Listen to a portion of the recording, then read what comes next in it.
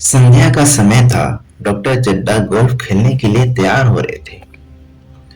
Motor द्वार के सामने खड़ी थी कि दो कहार डोली लिए आते दिखाई दिए। डोली के पीछे एक बूढ़ा लाठी टेकता हुआ चला आता था। डोली औषधालय के सामने आकर रुक गई।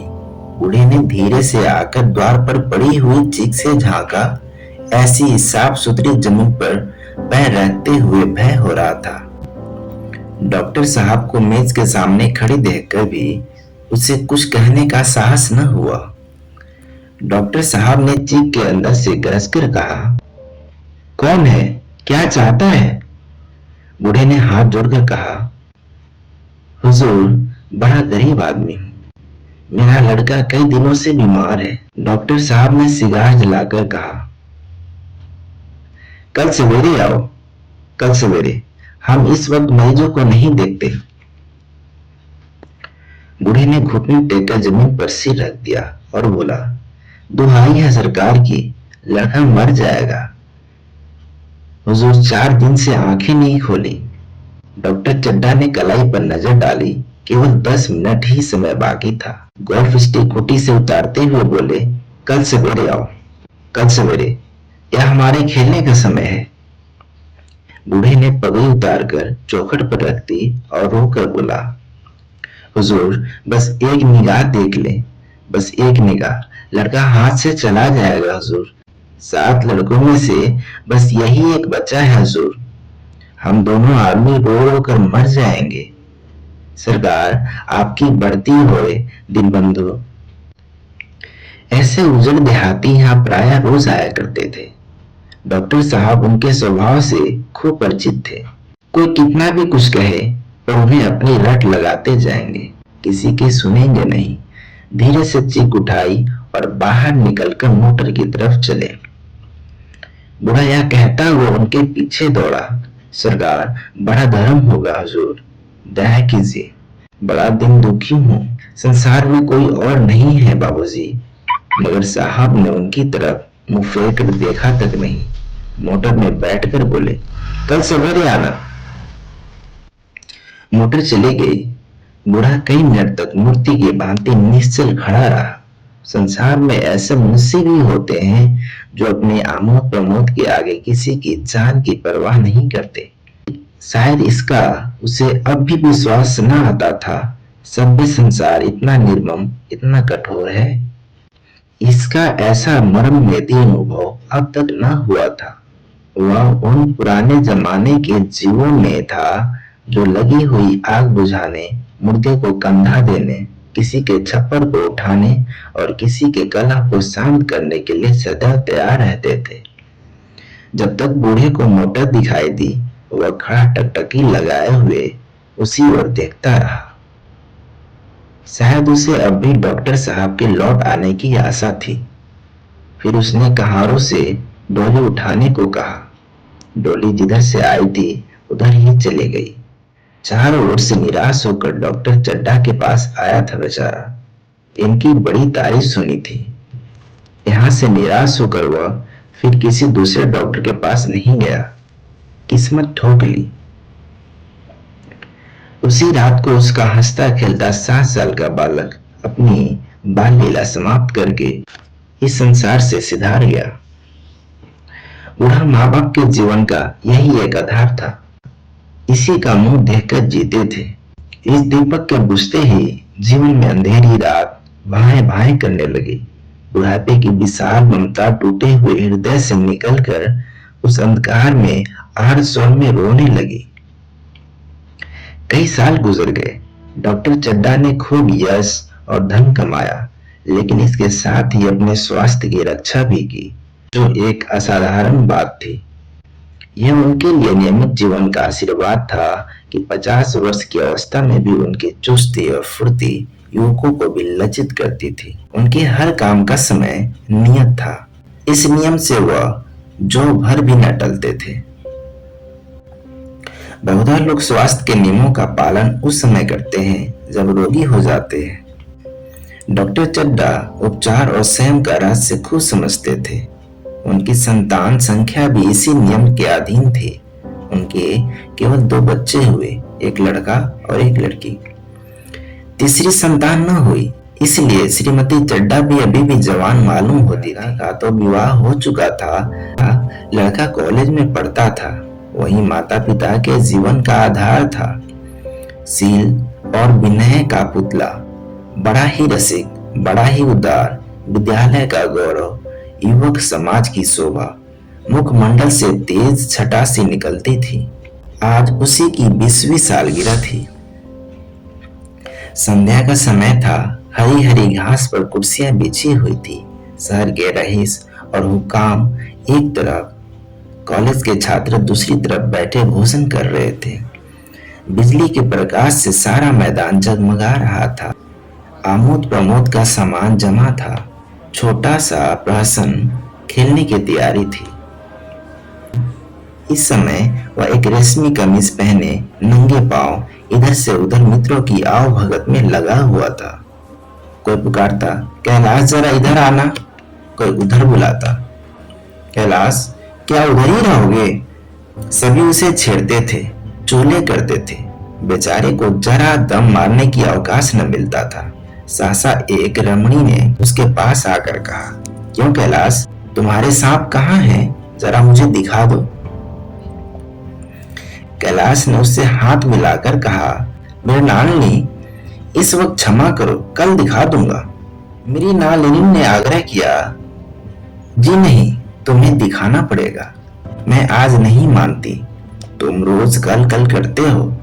मेरी नालनी और कैलाश दोनों सहपाठी थे और एक दूसरे के प्रेम में पड़े हुए। कैलाश को सांपों के पालने, खिलाने और नचाने का शौक था। तरह तरह के सांप पाल रखे थे। उनके स्वभाव और चरित्र की परीक्षा करता रहता था।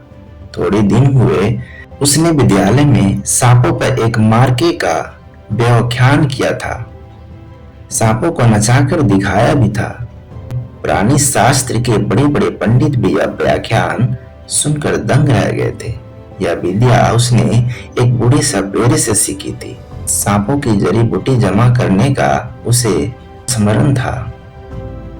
मेरी नालिनी कई बार आ चुकी थी, पर कभी सांप के देखने के लिए इतनी उत्सुक न हुई थी। कह नहीं सकते आज उसकी उत्सुकता सचमुच जाग गई थी या कैलाश पर अपने अधिकार का प्रदर्शन करना चाहती थी, पर उसका आग्रह बेमौका था। उस कोठरी में कितने भीड़ लग जाएंगी। भीड़ को देखकर सांप कितने चौंकेंगे और रात के समय उन्हें छेड़ा जाना कितना बुरा लगेगा। इन बातों का उसे जरा भी ध्यान न आया।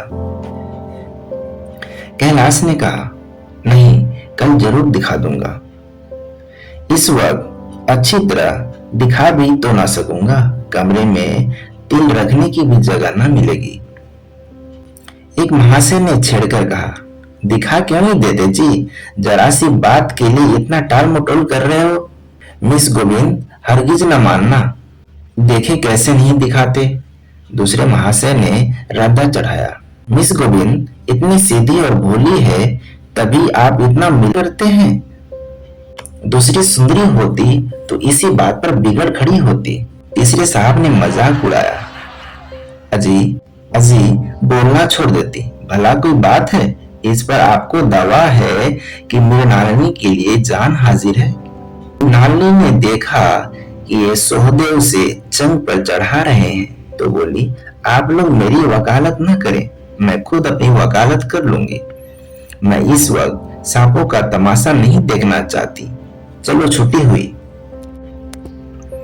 इस पर मित्रों ने ठट्ठा लगाया, देखना तो आप सब कुछ चाहें, पर कोई दिखाए भी तो।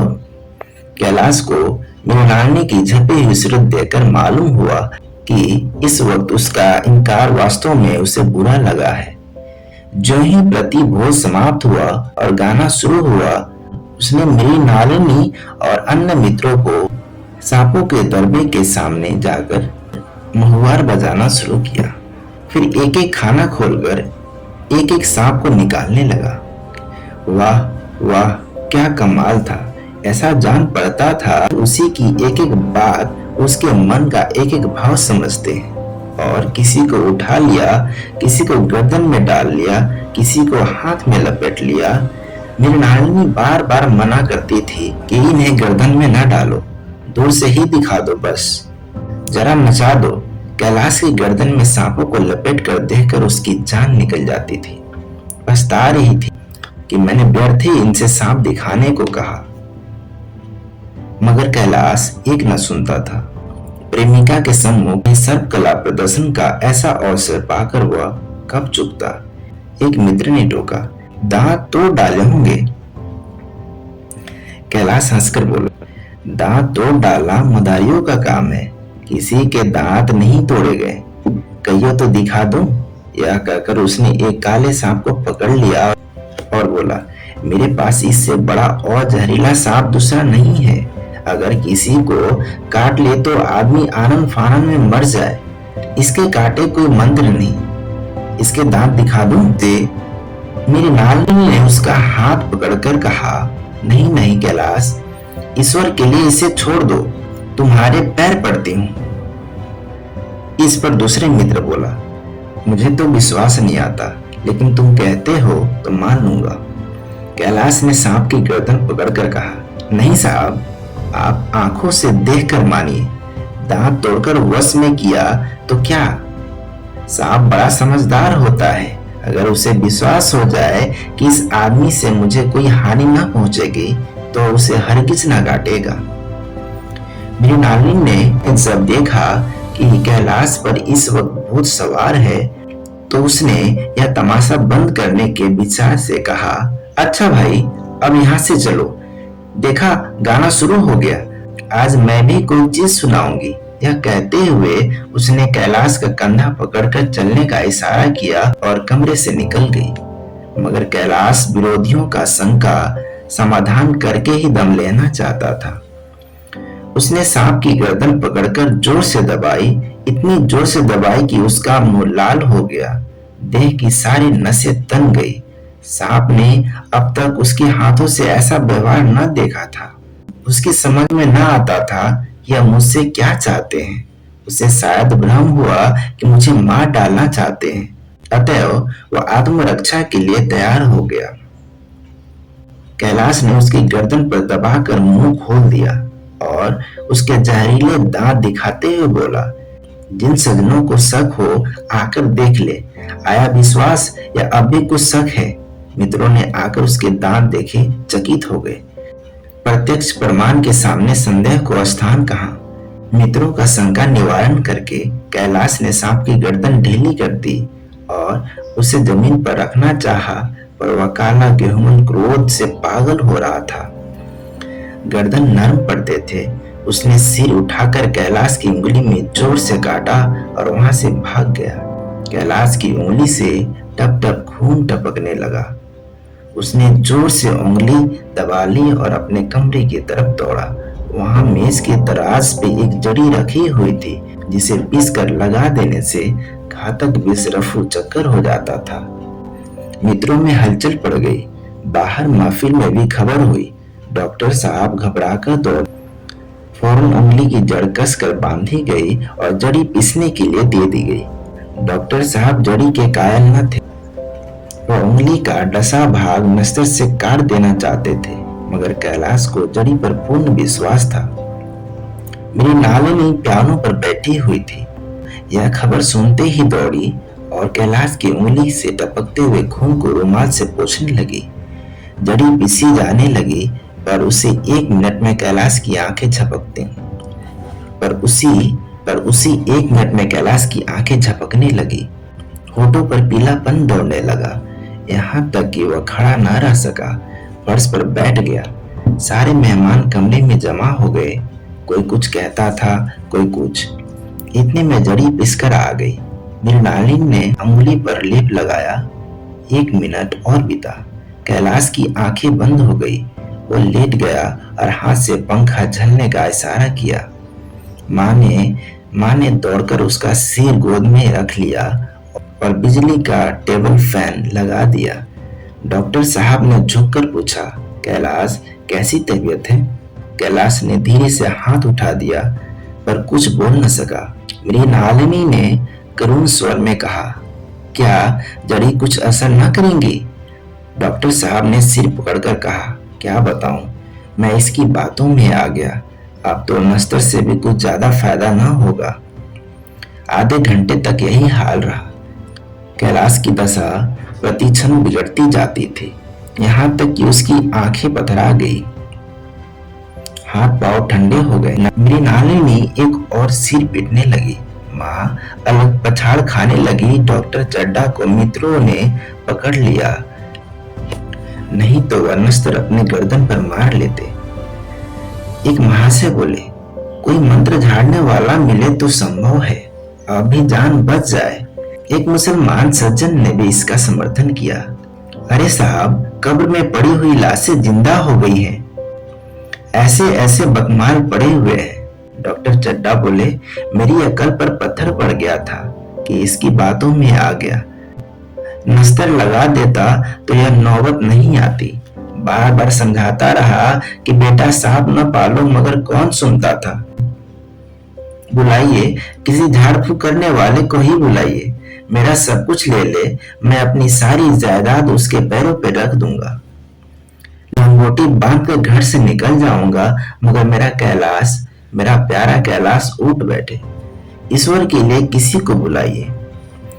एक महाशय का किसी झाड़ने वाले से परिचय था, वह दौड़कर उसे बुला लाए, मगर कैलाश की सूरत देखकर उसे मंत्र चलाने की हिम्मत न पड़ी। बोला, अब क्या हो सकता है सरकार, जो कुछ होना था हो चुका। अरे मूर्ख, यह क्यों नहीं कहता कि जो कुछ न होना था वो हो चुका? जो कुछ होना था वह कहाँ हुआ? माँ बाप ने बेटे का सेहरा कहाँ देखा? मेरी नालिनी का सपना, ये वह स्वर्ण सोपन जिनमें जीवन का आनंद स्रोत बना हुआ था, क्या पूरे हो गए?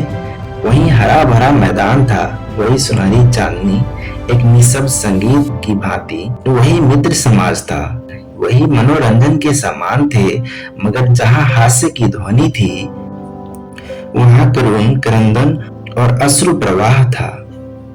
शहर से कई मील दूर एक छोटे से घर में एक बूढ़ा और बुढ़िया अंगीठी के सामने बैठे जाड़े की रात काट रहे थे। पीता था और बीच बीच में खांसता था। बुढ़िया दोनों घुटनियों से सिर डाले आग की ओर ताक रही थी। एक मिट्टी के तेल की कुपी ताक पर जल रही थी। घर में न चारपाई थी न बिछौना, एक किनारे थोड़ी सी पुआल पड़ी हुई थी। इसी कोठरी में एक चूल्हा था। बुढ़िया दिन भर उपले और सूखी लकड़ियां बटोरती थी। बूढ़ा रस्सी बांटकर बाजार में बेच आता था, यही उनकी जीविका थी। उन्हें न किसी ने रोते देखा न हंसते, उनका सारा समय जीवित रहने में कट जाता। मौत द्वार पर खड़ी थी। बुढ़िया ने पूछा, कल के लिए सन तो है नहीं, काम क्या करोगे? जाकर झगड़ू साव से 10 सेर सन उधार लाऊंगा। उसके पहले के पैसे तो दिए ही नहीं, और उधार कैसे देगा? ना देगा ना सही। घास तो कहीं नहीं गई है।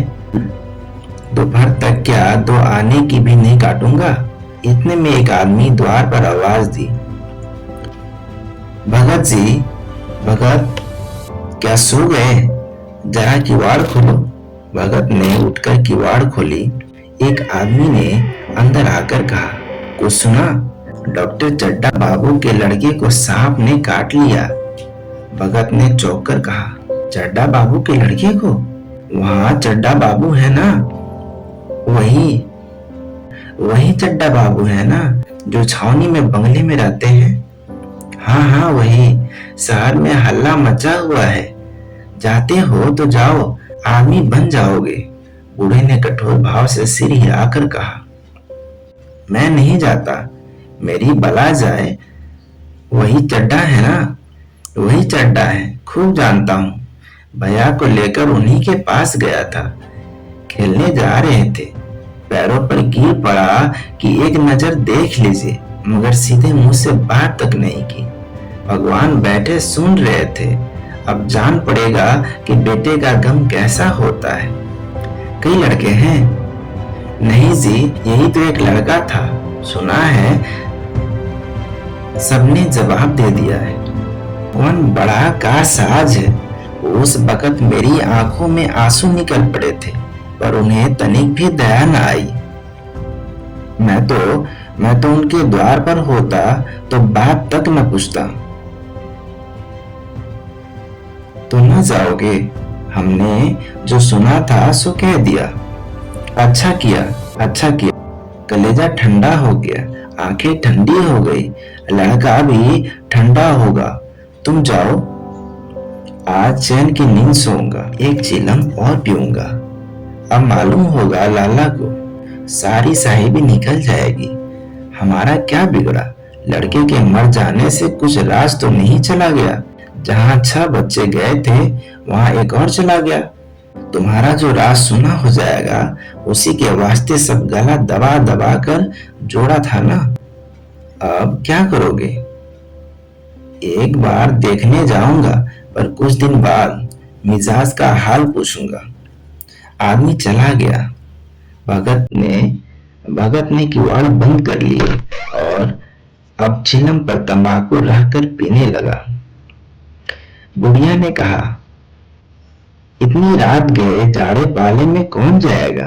अरे दोपहर ही होता तो मैं न जाता। सवारी दरवाजे पर लेने आती तो भी न जाता।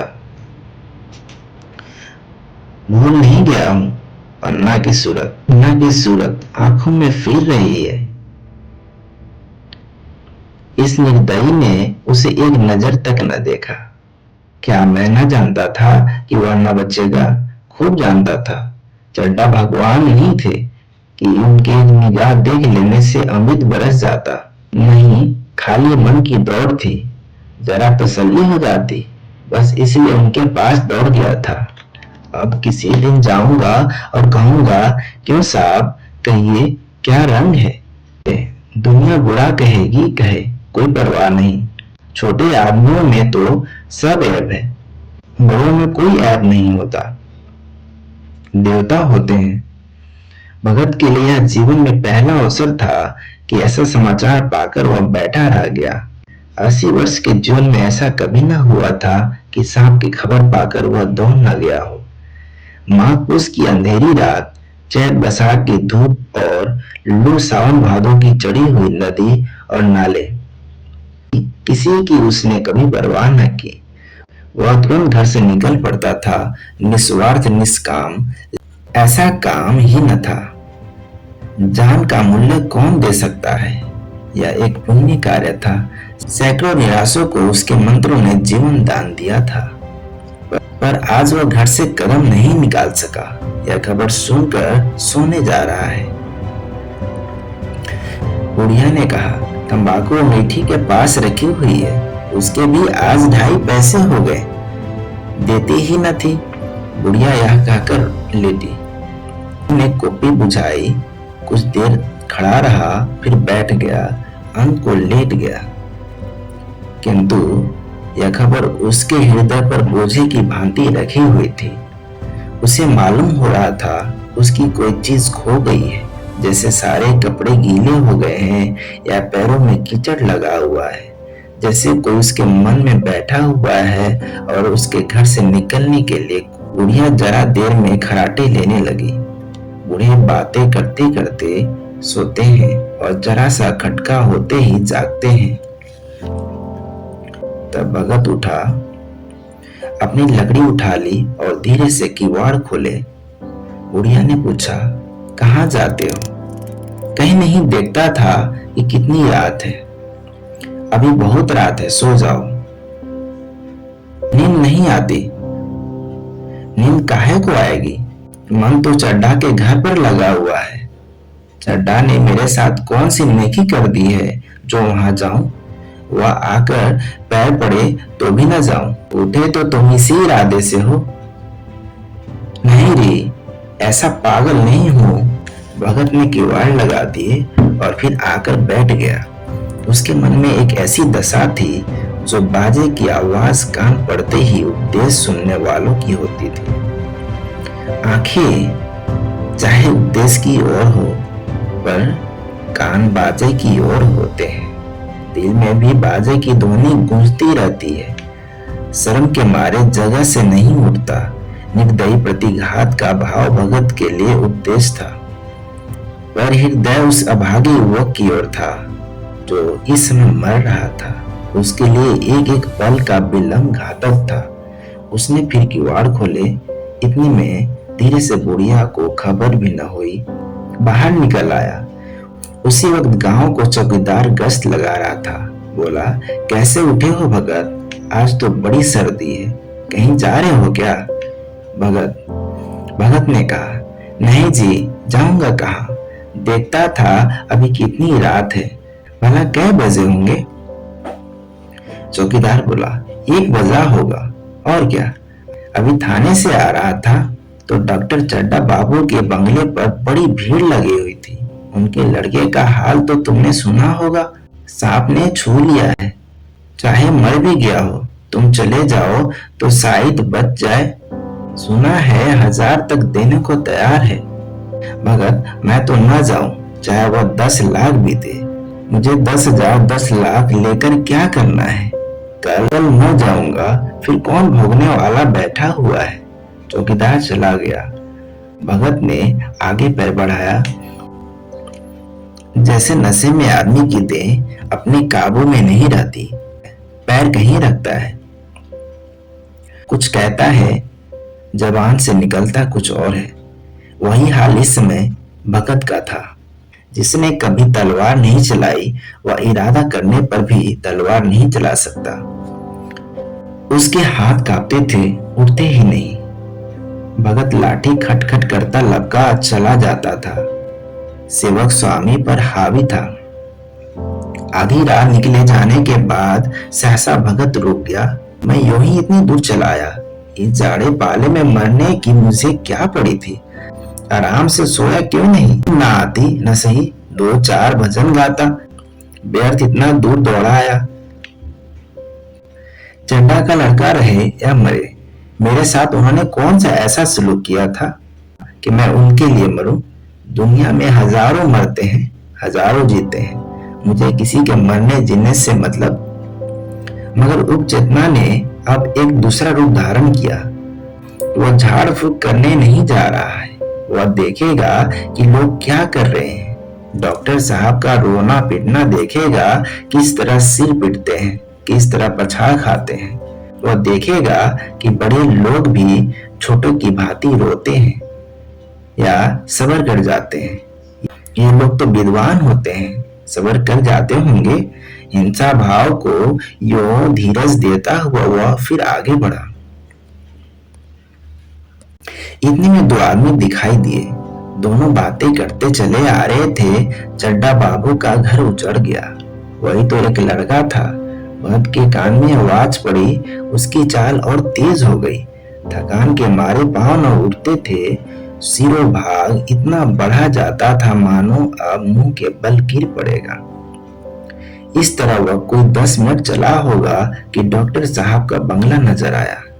बिजली की बत्तियां जल रही थी, मगर सन्नाटा छाया हुआ था। रोने पीटने की आवाज भी न आती थी। भगत का कलेजा धक धक करने लगा। कहीं मुझे बहुत देर तो नहीं हो गई? वह दौड़ने लगा। अपनी उम्र में इतना तेज कभी न दौड़ा था। बस यही मालूम होता था मानो उसके पीछे मौत दौड़ी आ रही है। 2 बज गए थे। मेहमान विदा हो गए। रोने वालों में केवल आकाश के तारे रह गए थे और सभी रो रो कर थक गए थे। बड़ी उत्सुकता के साथ लोग रह रह आकाश की ओर देखते थे, किसी तरह सुबह हो और लाश गंगा की गोद में जाए। सहसा भगत ने द्वार पर पहुंचकर आवाज दी। डॉक्टर साहब समझे कोई मर ही जाया होगा। किसी और दिन उन्होंने उस आदमी को दुत्कार दिया होता, मगर आज बाहर निकल आए, देखा एक बूढ़ा आदमी खड़ा है। कमर झुकी हुई, पोपला मुंह और भौहें तक सफेद हो गई थी। लकड़ी के सहारे कांप रहा था। क्या है भाई, आज तो हमारे ऊपर ऐसे मुसीबत पड़ गई है कि कुछ कहे नहीं बनता। फिर कभी आना।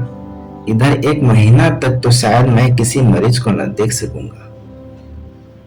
भगत ने कहा, सुन चुका हूँ बाबूजी, इसीलिए आया हूँ। भैया कहाँ हैं? जरा मुझे दिखा दीजिए। भगवान बड़ा करसाज है, मुर्दे को भी जिंदा जिला सकता है।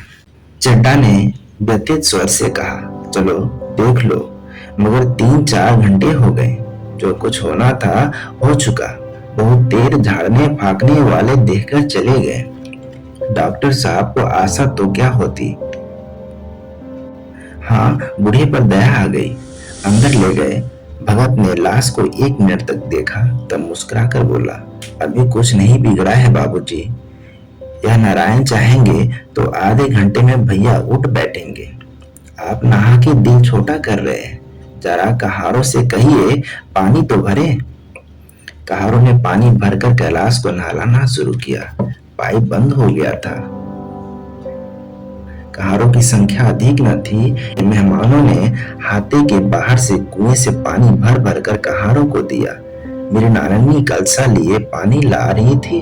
बूढ़ा भगत खड़ा मुस्कुरा मुस्कुरा कर मंत्र पढ़ रहा था, मानो विजय उसके सामने खड़ी है। जब एक मंत्र समाप्त हो जाता, वह एक जड़ी कैलाश के सिर पर डाले गए और न जाने कितनी बार बार भगत ने मंत्र फूका। आखिर जब उषा ने अपनी लाल लाल आंखें खोली तो कैलाश की भी लाल लाल आंखें खुल गई। एक क्षण में उसने अंगड़ाई ली और पानी पीने को मांगा। डॉक्टर चड्डा ने दौड़कर नारायणी को गले लगा लिया।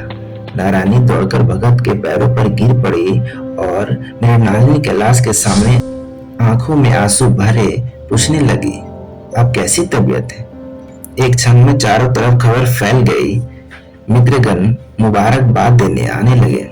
डॉक्टर साहब बड़े श्रद्धा भाव से हर एक एक को सामने भगत का यश गाते फिरते थे। सभी लोग भगत के दर्शनों के लिए उत्सुक हो उठे, मगर अंदर जाकर देखा तो भगत का कहीं अता पता न था। नौकरों ने कहा, अभी तो यहीं बैठे चिलम पी रहे थे, हम तो तंबाकू देने लगे तो नहीं ली। अपने पास से तंबाकू निकालकर भरी। यहाँ तो भगत की चारों ओर तलाश होने लगी और भगत लपका हुआ घर चला जा रहा था कि बुढ़िया के उठने से पहले पहुंच जाऊं। जब मेहमान लोग चले गए तो डॉक्टर साहब ने नारायणी से पूछा, बूढ़ा न जाने कहाँ चला गया? एक चिलम तंबाकू का भी रवादान न हुआ। नारायणी, मैंने तो सोचा था इसे कोई बड़ी रकम दूंगी। चड्डा, रात को मैंने नहीं पहचाना, पर जरा साफ हो जाने पर पहचान गया। एक बार यह मरीज को लेकर आया था। मुझे अब याद आता है कि मैं खेलने जा रहा था और मरीज को देखने से इनकार कर दिया था। आज उस दिन की बात करके मुझे जितनी गलानी हो रही है उसे प्रकट नहीं कर सकता। मैं उसे अब खोज निकालूंगा और उसके पैरों पर गिरकर अपना अपराध क्षमा कराऊंगा। वह कुछ लेगा नहीं, यह मैं जानता हूँ। उसका जन्म यश की वर्षा करने के लिए ही हुआ है। उसकी सजनता ने मुझे ऐसा आदर्श दिखा दिया है जो अब से जीवन पर्यंत मेरे सामने रहेगा। तो यह कहानी थी प्रेमचंद द्वारा रचित मंत्र। शुक्रिया।